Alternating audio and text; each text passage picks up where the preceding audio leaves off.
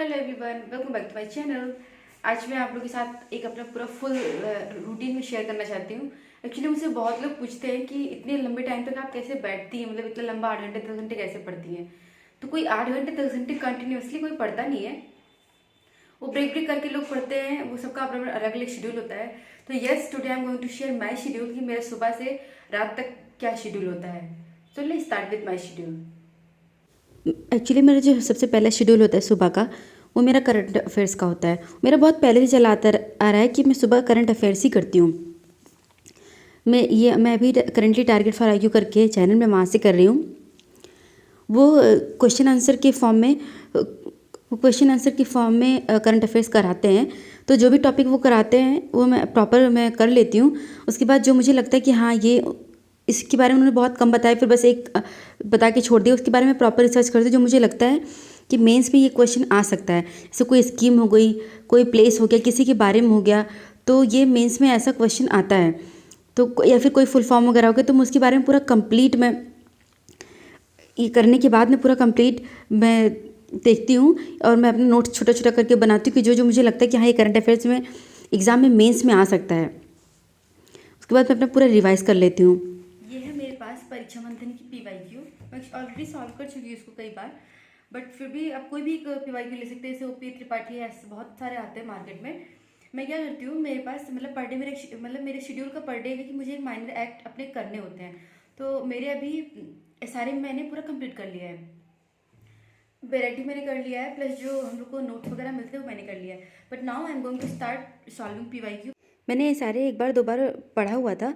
उसके बाद भी मुझे लग रहा था कि मतलब क्वेश्चन सॉल्व अच्छे से नहीं हो रहा था मुझसे। तो मैंने फिर से पढ़ा था ये सारे, अपने नोट्स मैंने प्रॉपर अच्छे से कंप्लीट किए थे फिर से पढ़ के। और जो मेरे मटेरियल में क्वेश्चंस दिया हुआ था, प्रैक्टिकल क्वेश्चंस या फिर जो भी, वो मैंने खुद से फिर से किया। फिर अभी मैं ये फिर से कर रही हूँ क्योंकि थोड़ी क्लैरिटी चाहिए। एसआरए में थोड़ा थोड़ा मुझे क्लैरिटी नहीं था, टेक्निकल है थोड़ा, तो मैंने इसलिए फिर से ऑलरेडी मैं एक बार कर चुकी हूँ, मैं फिर से इसको कर रही हूँ ताकि जो भी क्वेश्चंस आते हैं वो ना रह जाए। मेरे पास अभी राजस्थान का है बुक, यूपी का अलग से है, यूपी उत्तराखंड का प्लस एमपी का है। तो मैं इसके बाद अभी वो सब भी सॉल्व करूँगी। ये सारे सब्जेक्ट ऐसा है कि जो हर एग्ज़ाम में आता है, ऐसा कोई एग्ज़ाम में जिसमें आता नहीं है। After that I started my history. ये मेरी मिडिवल हिस्ट्री की बुक है, मेरी नोट्स है जो मैंने लास्ट टाइम बनाया था। और ये जो प्रॉपर मटेरियल जो कोचिंग से मिला हुआ था, एक्चुअली पहले मुझे मटेरियल नहीं मिला था, मुझे पहले दूसरा मिला हुआ था।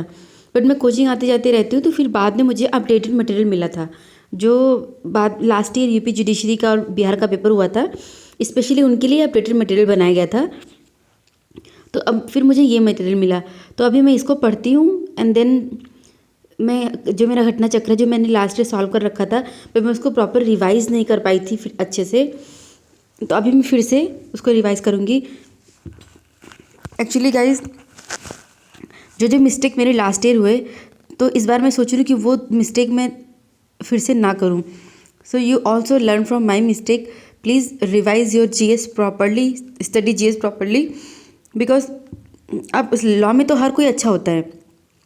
मेन प्रॉब्लम कहाँ थी? जीएस में। मेरा लास्ट ईयर जो भी प्रॉब्लम हुआ, मेरा जीएस में ही प्रॉब्लम हुआ।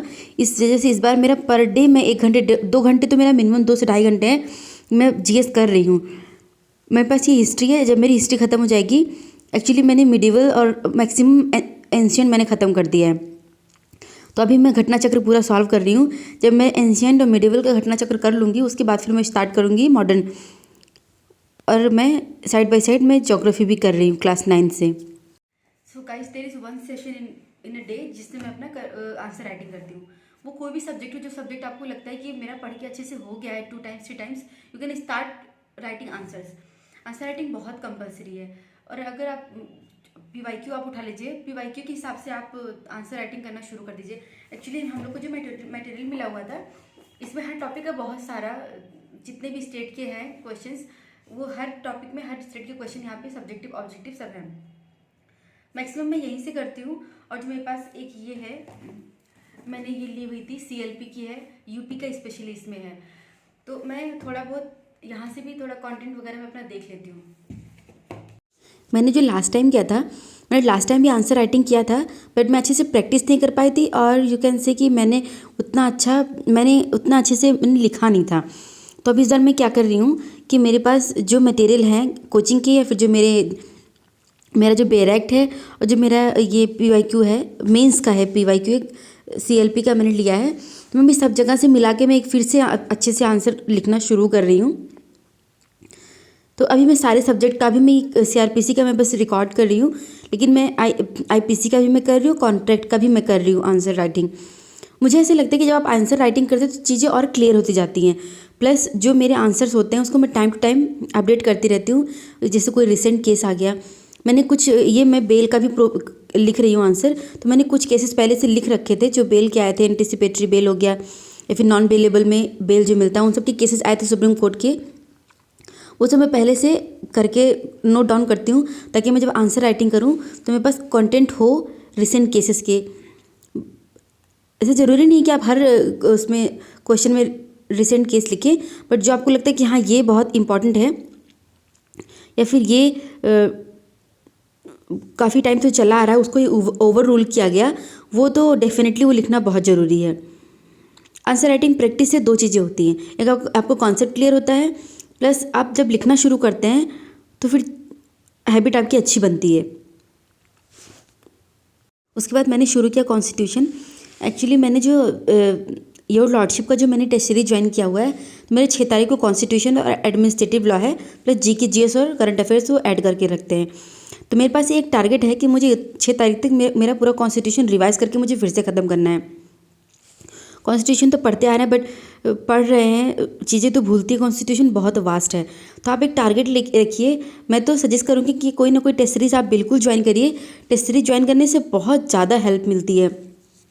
एक टारगेट फिक्स रहता है, इतने टाइम में मुझे ये ख़त्म करना है। तो जब एक टारगेट रहता है तो उतने टारगेट तब आप मैक्स टू मैक्स आप ख़त्म कर ले जाते हैं।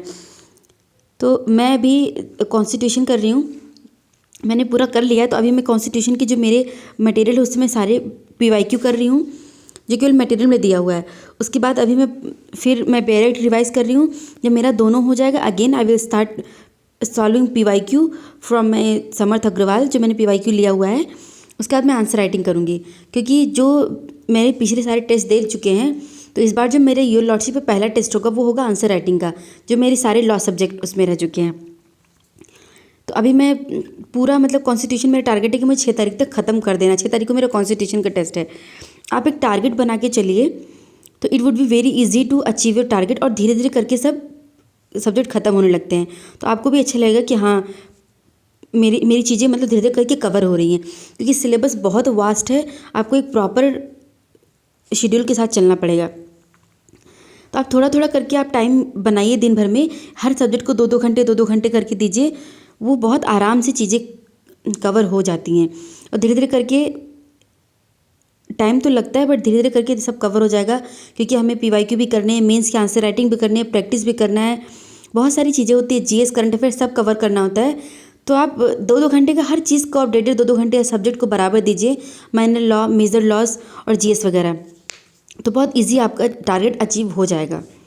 So yes guys, that is for the day. I hope you like my schedule, and thanks for watching. If you like my video, so do like, comment, share and subscribe to my channel. I will see you in the next video. Bye bye.